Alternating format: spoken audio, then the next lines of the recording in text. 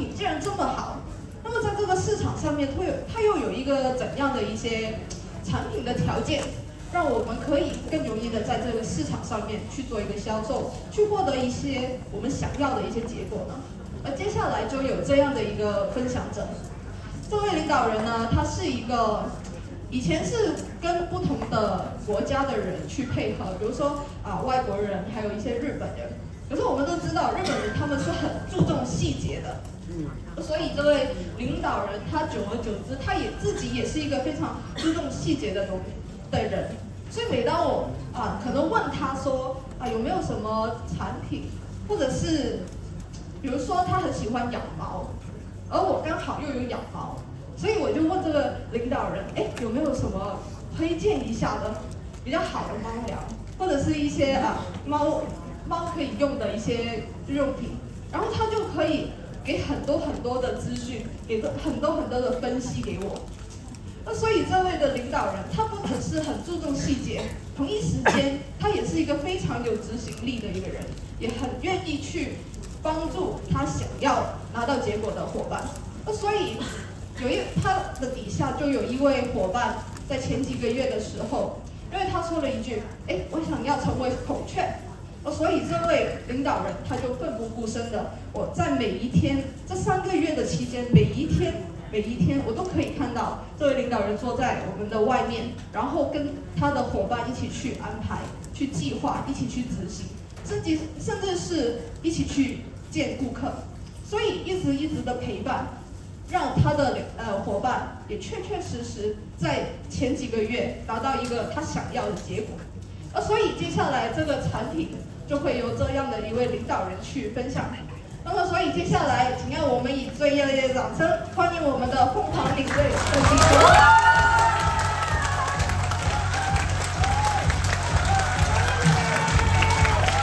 多謝各位，多謝我哋個糖果家人們啊，多謝，大家好。好。我係香港星光組織糖果團隊。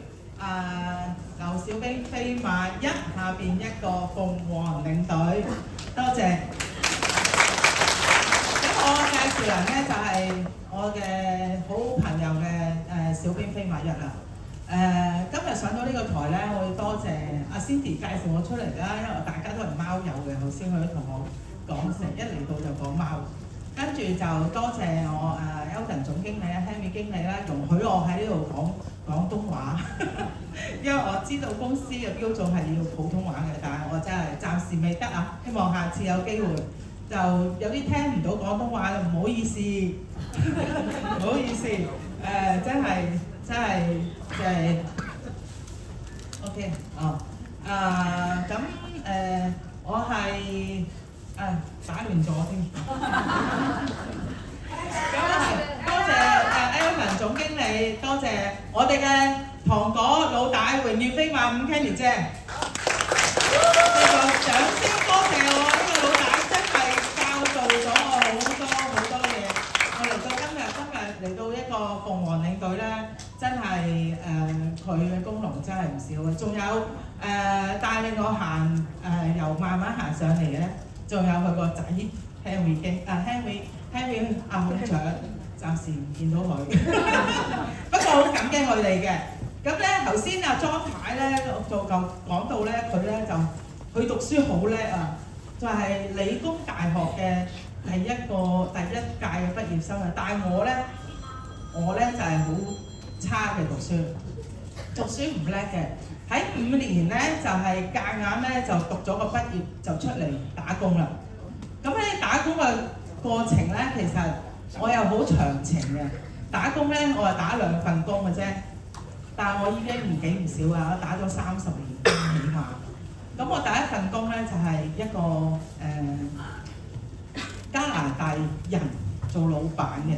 咁啊當其時有一畢業就出嚟啦，咁咧就做啲即係好似嗰啲辦公室助理咁啦。咁嗰時18、9歲就出嚟，就跟住呢個加拿大人就做啦。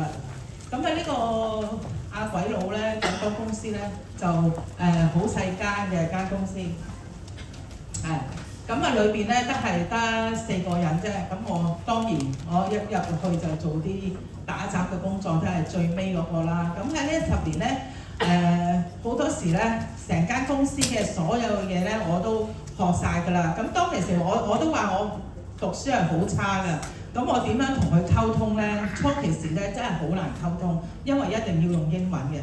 咁佢見我咁勤力咧，佢成日因為老闆咧都係喺埋嗰度住㗎嘛，我就要服侍埋佢嘅起居飲食嘅。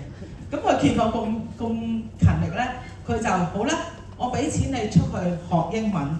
哇！嗰時咧係啊，嗰時係30幾年前，劉家傑唔知嗰啲人知唔知劉家傑英語學院啊？嗰時唔平㗎，劉家傑係好叻㗎講英文係咪？係啊，真係即係佢哋都知，你都有讀過啊。咁咧嗰時咁啊學咗英文翻嚟啫，就可以同佢溝通啦。咁啊溝通咧，但係嗰時我哋係做 quota 嘅，唔知你哋有冇人做過 quota 咧？即係製衣裏邊咧，以前美國加拿大我哋送要出貨過去咧，就有啲配額㗎嘛，係咪？我哋就係專做配額嘅啫，就係本嘅生意嚟嘅。咁係買 quota 嘅，同埋咧做啲叫車嘅 security system。因為佢咧就住喺加拿大好凍嘅地方，係滿地可，零下20幾30度嘅。咁我哋咧就會做嗰啲 car starter， 即係離遠就幫佢撻着個火咧個車啊，咁係溫熱咗架車先行得嘅。咁漸 quota 已經香港冇咗啦嘛，係啦。咁嗰個阿鬼佬咧就翻去加拿大。咁佢走嗰時咧，我足足同佢做咗10年。咁咧就走嗰時，我1毫子都冇攞到。1毫子遣散費都冇，點解咧？佢好精啊！佢咧係間公司咧，唔係佢自己名㗎，佢係用咗我另外一個同事嚟做個公司嘅持牌人，所以咧，咁我哋同事嚟咁樣知道佢，咁我又冇得告咯喎。所以我當其時10年打咗工10年，我1毫子嘅遣散費都攞唔到。咁啊呢10年就學咗好多嘢啦，當然，咁我又跳咗出嚟，咁啊就自己揾工啦。咁自己揾工咧。因為我係一個大打雜喺間公司，咁我就揾啲細公司嘅工啦。我就揾咗個日本人，日本人咧佢係自己以前咧日本好中意用啲 agent 咧，我嚟做 trading 咧，就過嚟喺大陸揾廠啊嘛。咁咧呢個日本人咧，佢本身咧之前咧就喺廠度做廠長嘅，佢喺生產嘅過程係好清楚嘅，咁佢就。當其時佢自己跳咗出嚟啊，做呢個 trading 啊，咁佢就要揾一個香港人做佢嘅助理。咁我就係見工，我一見工咧，佢就即刻請咗我啦。點解咧？因為我咩都識，因為我以前喺間細嘅公司咧，我打工咧，乜嘢都學識晒，而且咧我係生產過程又識啦。咁啊跟住佢就請咗我哋由2個人開始，我就貼身同佢周圍喺大陸跑。跟住由2個人開始，就變咗我哋去到有4到5個人，咁我就1人之上就4人之上，1人之下就4人之上啦。咁咧我就一做就做咗20年，20年啦。咁咧老闆又係見到我咧係好勤力，因為我係貼身咁同佢去周圍去大陸跑啊嘛。咁佢咧就係日本人啊嘛，咁佢當其時又係話咧，你又唔係好識日文啊，咁我又俾錢你又學日文，係啦，學完英文咧，我又走去學日文，學日文嘅期間呢學咗1年幾啦，但係我都唔係叻，因為日文真係好難學啊，我覺得。咁我其實咧主要都係同佢英文嚟溝通嘅。咁喺呢20年啦，我又係學咗好多嘢啦。咁跟住就去。我記得咧，我時同佢跑大力咧，好誇張啊！我去周圍去揾廠，因為我哋做 OEM 嘢㗎嘛。大家識唔識 Hello Kitty 啊？我識，我哋 Hello Kitty 啊、生物過樂啊、鬆弛熊啊，都係我哋嘅就做呢啲產品嘅，係做啲拉繩嘢嘅。咁我就好嚴格嘅，日本仔係好嚴格㗎嘛。咁我一隻好細嘅公仔咧，隻眼咧你都唔可以歪啦。佢要啊呢隻眼咧唔夠有神，又唔可以亂印啊嗰啲啦。咁佢一路我就喺佢個方面就學到，我係好自己對品質同埋個產品係好嚴格嘅，係啦。咁咧就跟住老闆就成日去大陸去跑啦，因為始終我哋要跟住由開發設計圖開始，去到出貨咧，我都係要跟嘅。咁啊一路跟住佢，真係學咗好多嘢，好好喎。咁咧學咗之後咧就去到呢個10年到啦，開始日本咧啲人咧已經咧唔揾你哋 trading 啦，已經自己跳去大陸啦，自己跳去大陸揾廠啊，所以一路咧佢嘅單已經越嚟越少啦，越嚟越識嚟啦。咁咧我俾你睇下我哋呢個，咦用唔到嘅呢個？唔識㗎。嗱，呢個就係我個鬼老闆。哇！嗰個蘇兒啊，係啊，呢個我嚟啊！真係以前啲人以為我係菲律賓人咧，成日問我係菲律賓人嘅。咁呢個咧就係日本個老闆啦。認得。咁啊，隔離嗰個係個女嚟嘅，所以我哋咧佢好錫我嘅，當我屋企人一樣嘅，成日都當我係女嘅，所以佢啲屋成家人我都識嘅。咁啊嗰時係有時會過去日本公幹嘅，咁咧就係同佢屋企人影相啦。咁我呢一世人咧，3個老闆計埋力匯老闆，其實全部都唔係本地香港人嚟嘅。咁啊，我仲未有機會同老闆影到相啊 ，keep 住先。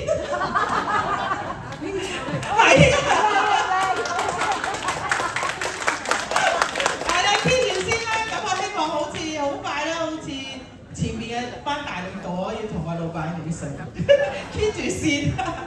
係啦，咁啊去到日本嘅老闆咧就過咗個日本老闆已經返咗日本退休，已經過埋身啦佢已經。咁我其實之前咧都同個仔做嘅。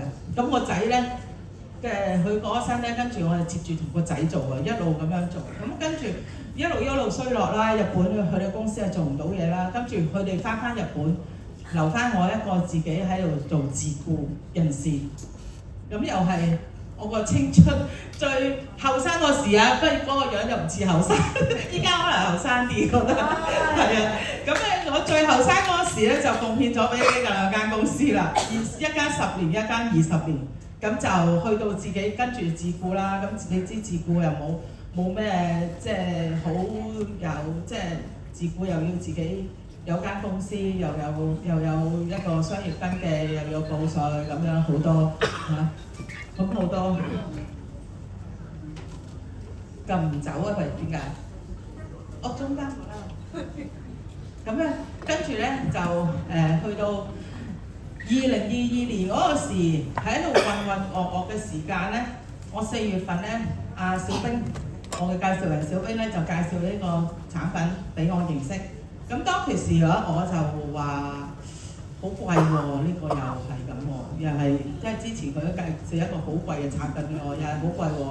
咁咧我都拒絕咗佢嘅，因為嗰時冇錢啊嘛，因為真係㗎，你嗰時係最揾唔到錢嘅時間，咁啊冇錢。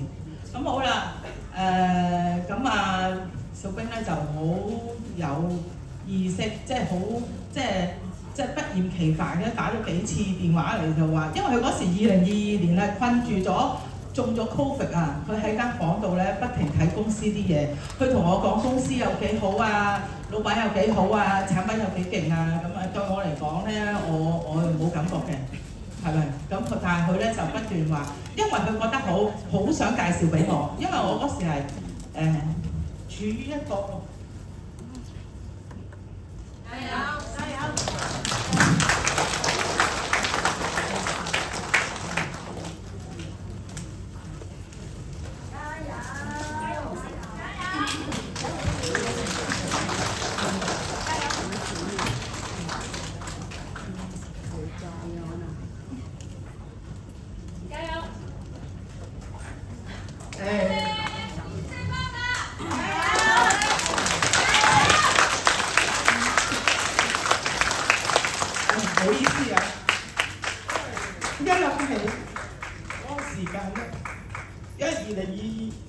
2020年嗰時，老公突然間走咗，自己一路處於一個好抑鬱嘅狀態。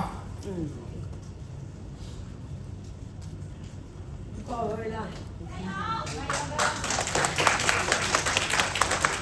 咁小冰咧就好想介紹我，即係認識呢個產品而喺呢一度發展，因為佢見我又渾渾噩噩啦，冇嘢做啦，成日都係街市行下，超市行下，真係㗎，冇嘢做啊嘛。咁啦，佢就好成日都叫我你出嚟認識下啦。咁當其時小冰都係啱啱入嚟呢間公司嘅啫。咁佢就好啦，終於佢已經解禁啦，即係過咗 Covid 咧，佢就帶咗我去見阿 Candy 姐。咁啊 Candy 姐當然佢梗係好勁啦，嗰時應該係衝緊飛馬嘅 Candy 姐。咁佢就介紹話俾我知產品係乜嘢啊，個制度係乜嘢啊，但我一啲都聽唔入耳，因為我都冇心去認識啊。咁已經走咗啦。咁到小冰再揾我嗰時，佢話你真係再出嚟再聽多次啦。咁好啦，聽唔聽都好啦。咁既然小冰係咁想我試嘅，咁我就買咗一套，就擺咗入口嘅。但係佢嗰時都講唔到俾我知，原來呢一個產品會令到我嘅身體上咁大嘅變化。因為我喺20幾歲嗰時啊，20歲我已經2隻腳膝頭哥積液㗎啦。咁我嗰時係去骨醫嗰度咧抽咗2大層積液出嚟嘅。咁咧就醫生咧就同我講，一睇我個片，佢話你已經係50幾歲人嘅膝頭啊。同我講係啊，佢就話你唔可以冇乜嘢搞㗎啦。我問佢有咩搞，退化咗就退化咗啊。佢話完全係冇得搞㗎啦。咁點搞咧？我嗰時抽咗出嚟好舒服喎，即係冇脹住啊嘛。咁醫生就開咗啲止痛藥俾我啦，抗生素啊、類固醇啊。咁抽完就翻屋企啦。咁好似舒服咗，又冇咁痛啦，食咗止痛藥啊嘛。咁翻，咁算啦，咁由佢啦。咁2-3個禮拜後佢又脹翻個膝頭哥，又去做多次。咁我諗下唔係辦法啦，我唔可以用西醫啦，因為都解決唔到嘅，淨係治本治唔到個根啊嘛。咁我就去咗尋求中醫啦。當其時我有中醫乜嘢都學都用㗎啦，拍打啊，人哋話好啊，小針刀啊，拍打啊，放血啊，針灸啊，咩都學，咩都用。跟住冇幾耐咧，我坐骨神經痛係最嚴重嘅，我係痛到咧遞唔起着褲，呢邊係遞唔起着褲。我掂一掂呢啲位都痛，有時行下咧，突然間喺條街度緊咗，咁就行唔到啊！但係我食咗呢個產品之後咧，就發覺我慢慢我個痛症咧，原來可以舒緩到喎。係啊，跟住我再食耐啲嗰時咧，原來仲可以直情我之前係要扶住落樓梯嘅，但係依家唔需要扶住落樓梯喎。咁我覺得哇，呢個產品咁好，咁我就跟住我就再去認識下呢個產品係乜嘢嚟㗎啦。因為我係產品兒嚟嘅，所以今日我講係產品。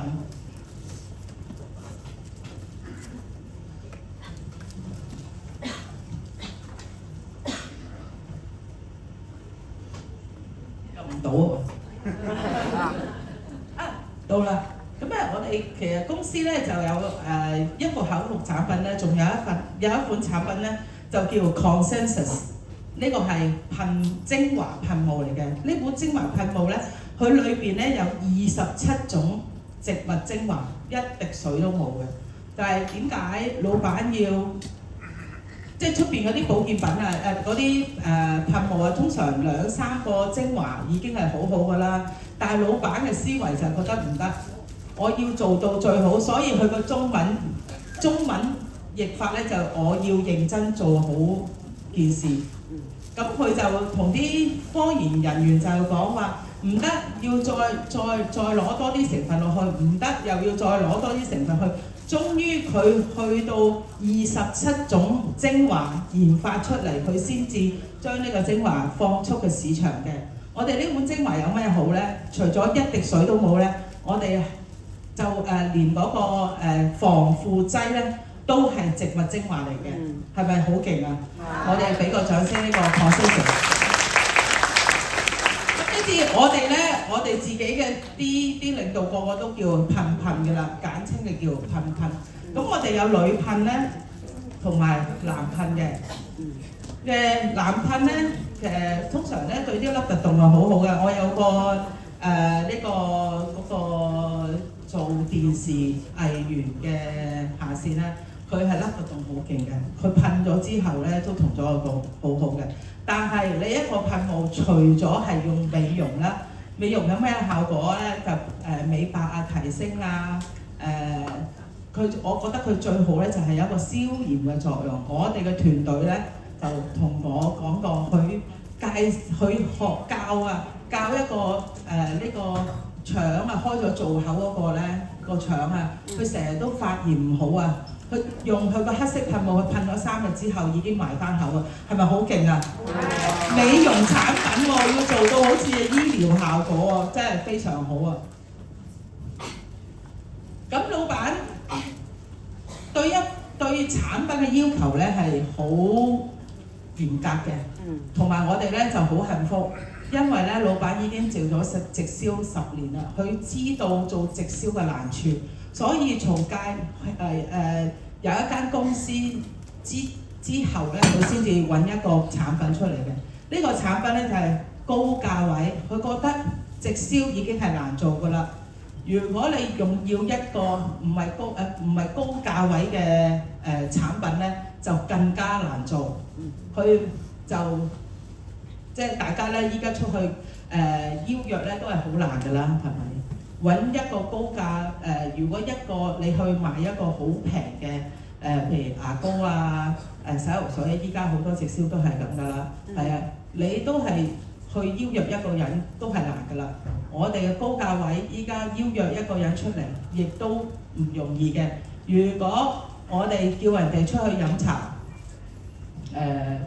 埋單都要200零蚊埋單啦。如果一個去賣幾多支洗頭水同埋幾多支洗頭液啊，先至可以 cover 到我哋嘅成本咧，真係難嘅，係咪啊？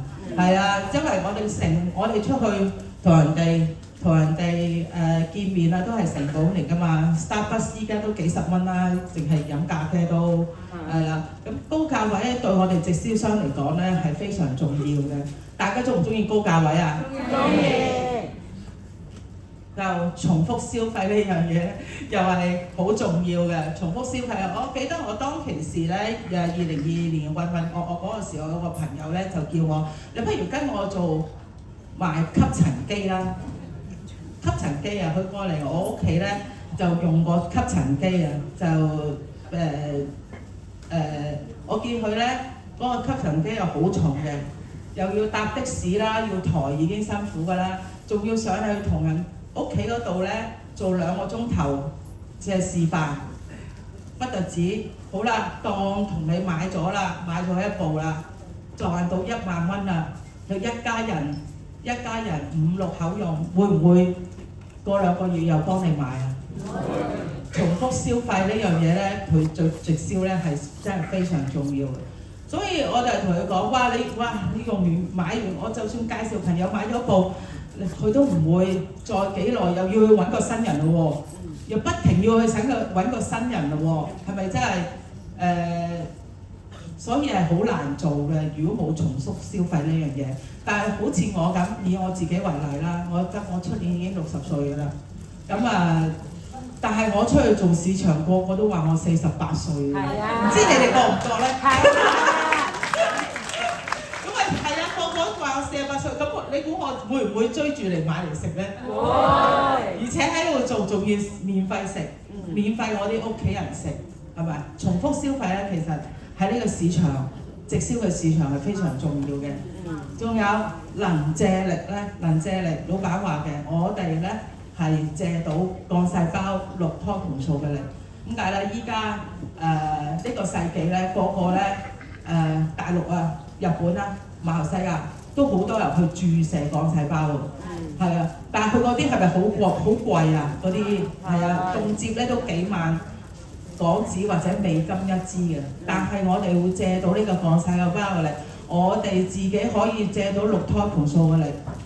依家六胎盤數出邊都好多產品都係六胎盤數，都係因為跟咗我哋嘅 viewing 嘅。所以老闆話：哇！呢個六胎盤數真係要大大嘅俾掌聲呢個我哋嘅六胎盤數，因為我哋嘅六胎盤數同其他嘅唔同，點解呢？因為出邊嘅咧通常都係曬乾啦，跟住磨粉啦，但係我哋用超臨界流體萃取呢個方式，將裏邊嘅活細胞抽起，好嘅成分攞起，唔好嘅我哋呢個超臨界流體萃取呢個科技咧係唔會要嘅，去保存99% 係個活性。所以我哋個產品點解會咁有效、咁快有效，就係咁解啦。另外個獨特性咧，我哋一粒產品裏邊有14種成分。以我嘅知識啊，我唔知出邊啲人有冇揾到其他啦。一粒嘅一個健康產品有5個或者6個成分咧，已經超級多㗎啦。但係我哋有14種成分，仲要係我哋嘅外殼外殼咧都係保健品嚟嘅。嗰個紅色嘅膠囊咧，你哋以為唔好諗住佢哋冇用啊嚇，係好好㗎。我咧自己養咗貓㗎嘛，咁我自己咧都係貓兒，因為之前係暫託義工，都係識咗好多貓義工。咁我哋自己咧就因為貓嘅長度短，我哋唔會成粒俾個貓食嘅，我哋會打開咗擠入去啲植物膠囊先俾貓食。我哋啲義工因為就係想貓食多啲，自己慳住嚟食，佢淨係食個殼啊咋，淨係食個殼啊，佢嘅糖尿病好黑嗰啲位置，佢都可以退咗出嚟啊！你話呢個產品係咪好勁啊？外殼都係保健品啊！係啦，除咗呢個產品咧，我哋真係有好多裏邊嘅成分咧，都係因為老闆講咗，我哋嘅產品好在咩？因為從根源做起啊！係啊，譬如一棵蘋果樹啦，蘋果爛咗，我哋會將啲營養藥噴喺個蘋果度啊，定噴去啲根部啊？係啦，因為我哋嘅產品咧就營養做起啊，我哋從血做好，所以咧再修補細胞，跟住我哋有好多營養噶嘛，由營養去修補細胞。日日可以補充到，所以我哋嘅產品嘅獨特性令到我哋咁有效，而令到有啲即係西方醫學醫唔到嘅問題，我哋都可以做到啊！因為咧，我哋我嘅下邊嘅孔雀咧就係麗君嚟咁，所以我跟佢都學咗好多營養。其實營養係可以治病嘅，唔知大家知唔知？我哋成日睇到本書咧，就寫住營養可以遠離疾病。咁咧呢個就係我哋嘅產品第7代嘅 Patia。咁由第1代去到第6代咧，我就係由第6代入嚟呢一度嘅。但係由第1代至第7代啦，到依家都係加料唔加價。跟住有啲領導就同老細講啦，話你越加越多啊！因為第6代同第7代咧都有相差大咗㗎啦，但係啲領導就話你要再加，你變咗個拳頭咁大，好似食包咁食落去嘅，係咪好誇張啊？老闆係不惜工本，總之佢覺得研發裏邊，佢覺得每一樣嘢配合到係一個完美嘅組合，佢就會加落去嘅。俾個掌聲我就獎老闆。好啦，產品咁好，我介紹咗好多人食，第一個入嚟跟即係我叫佢入嚟做第一個嘅001，就係我一個正骨師嚟嘅。因為我之前咧就成日去正骨嘅，好痛㗎嘛，因為我成身都好痛。咁咧到我有一排冇揾我正骨師咧，我正骨師一見到我就係點解你個身體好咗咁多嘅？我話係啊，我就係食咗呢個產品啊，你不如你都嚟了解下啦。咁我嗰時都係我哥根本都唔知嘅。唔識嘅。咁我帶咗我個榮譽飛馬 Candy 姐出去，原來佢同阿白醫師咧，白醫師未到應該㗎。白醫師咧就係佢係一個同平台，之前同平台嘅人就識見到喎，知道喎。哇！佢見到阿 Candy 姐，Candy 姐點解你咁多年都同以前冇乜分別嘅咁樣？哇！咁佢一路即係講解呢個產品啦，一路制度啦，咁就相信咗，咁佢就係佢第一個入嚟就入咗1星嘅。咁真係好多謝阿彭醫師嘅相送啦。咁之前我咪講過咧，我自己係做貓義工㗎嘛。咁我介紹好多俾，即係我睇到我哋嘅產品嗰啲裏邊嗰啲內容啊，嗰啲營養品，全部都好適合貓食嘅。咁當中之前咧有一個義工隻貓咧，就佢突然咧急性腎衰竭，咁就係瞓住入咗去即係寵物醫院嘅。咁佢就聽到我哇，你個產品咁勁，咁不如我試下俾我隻貓食。佢就帶咗4粒去嘅啫，有朝頭早餵咗佢2粒嗰隻貓，下晝餵咗佢2粒，佢夜晚就已經可以企翻起身。你話我哋嘅產品係好犀利。所以經過呢一次之後咧，好多義工，因為我身邊有好多義工啊，有啲義工咧夾埋咧，佢哋係入咗2個1星嘅。所以我喺開頭我就覺得哇，點解好似好易做咁？咁樣就入咗3個1星，然後2個1星咧係從貓，因為貓義工而俾貓食咧，而所以好多我哋嗰啲伙伴就成日同我講話，呢個係貓黐嚟嘅，有咩貓嗰啲嘢你就問佢啦咁樣。其實因為我哋係好多貓食開咧，就知道佢點樣可以餵得佢食得更加好咯。因為我自己咧都有4隻貓嘅，依家有2隻19歲，1隻16，1隻13，計埋我自己咧，成家都係老人院嚟㗎。老人院嚟嘅，點解會食得咁好咧？就係因為點解會即係佢會咁好啊？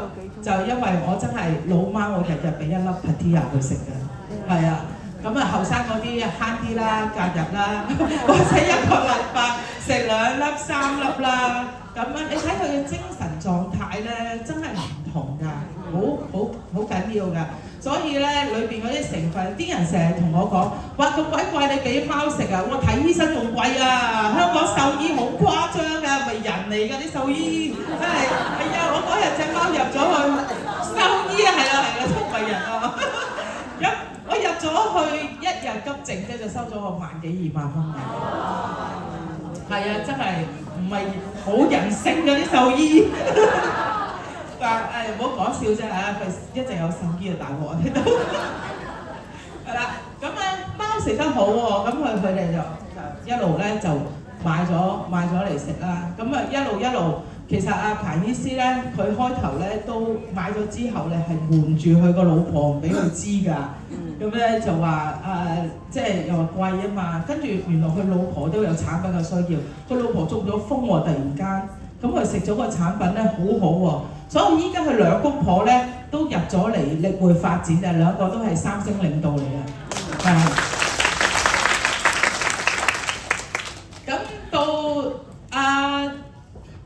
彭醫師個太入咗嚟之後咧，佢就推薦咗阿麗君入嚟啦。麗君咧就係一個7、8、9月啱啱打完嘅新種孔雀嚟嘅，俾啲掌聲啊麗君先。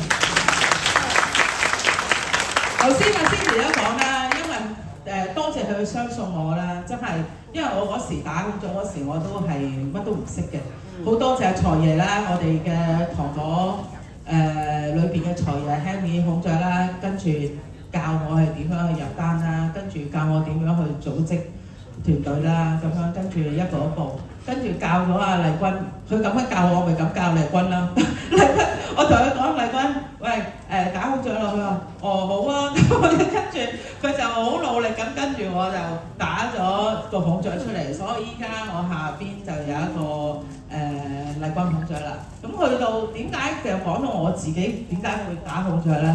就係因為當其時糖果團隊咧係冇乜人嘅，我入嚟嗰時2022年嘅好少人嘅啫，但係逐漸咧就多人啦。咁我哋就分咗幾個組嘅。咁阿支持飛馬就係我哋嘅堂哥第一位飛馬啦。咁跟住阿小兵就見到佢打飛馬，佢又跟住去打喎。完成咗之後，支持下邊已經有孔雀㗎啦，但係小兵下邊一隻雀都冇喎。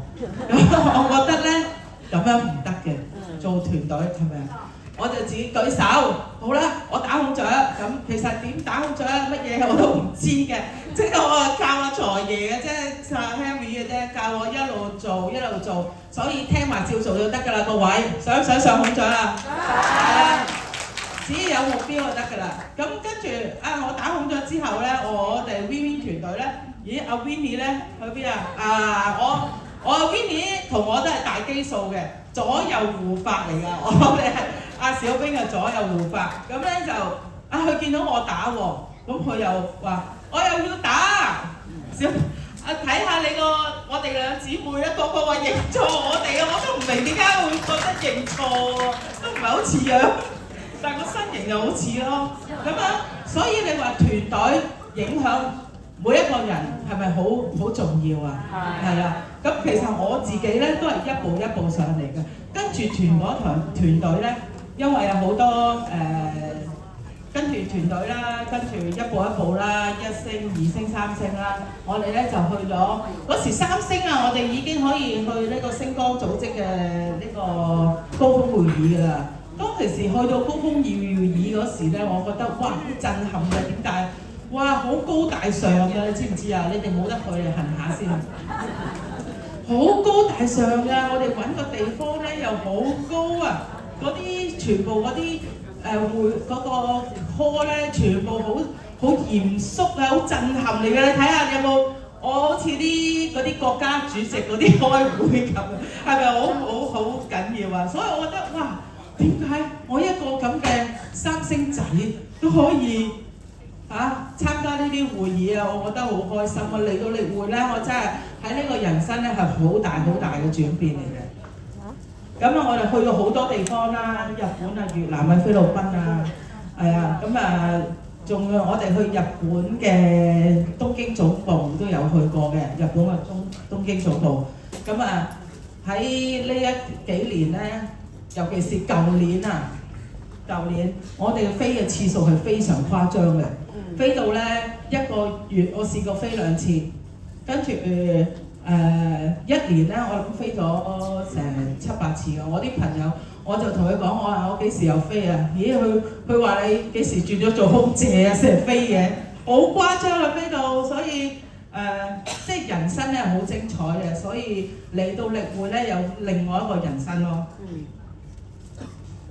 咁去到下一頁，係啦，咁咧跟住今年2月咧我就去埋匈牙利添，從來冇諗過去呢啲地方嘅，因為公司咧喺東歐已經做到好好啦。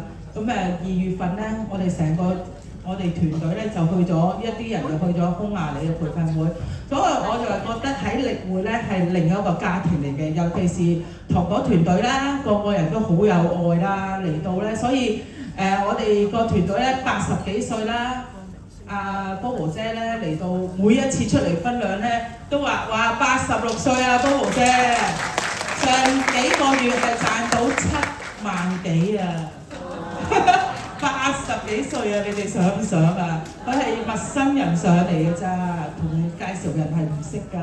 另外咧，我哋團隊仲有70幾歲嘅 Gina 都做咗孔雀啊！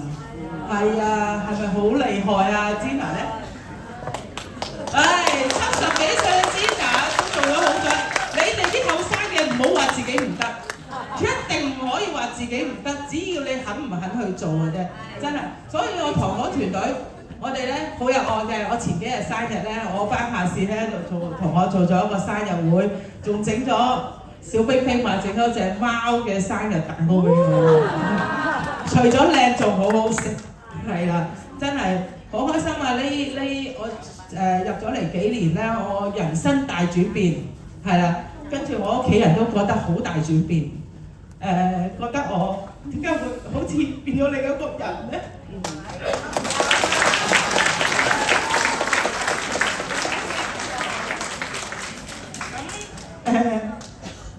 我一步一步咁嚟到啦，咁即係1星、2星、3星啦咁樣，我就孔雀，跟住小兵就打咗孔雀啦，跟住我其實咧今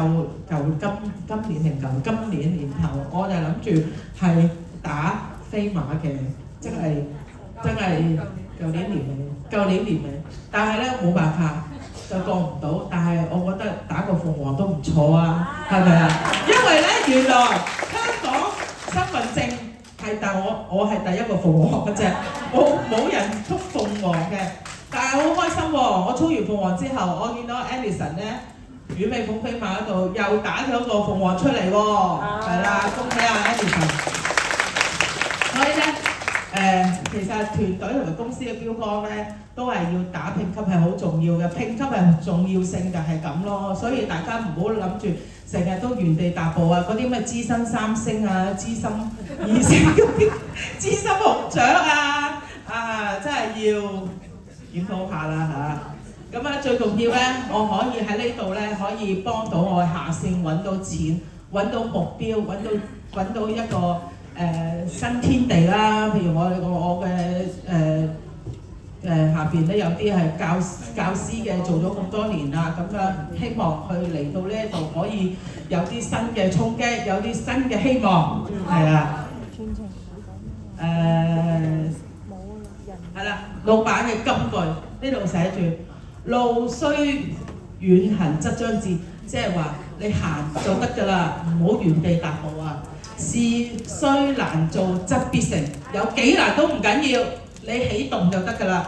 今日我就係分享咁多，多謝各位。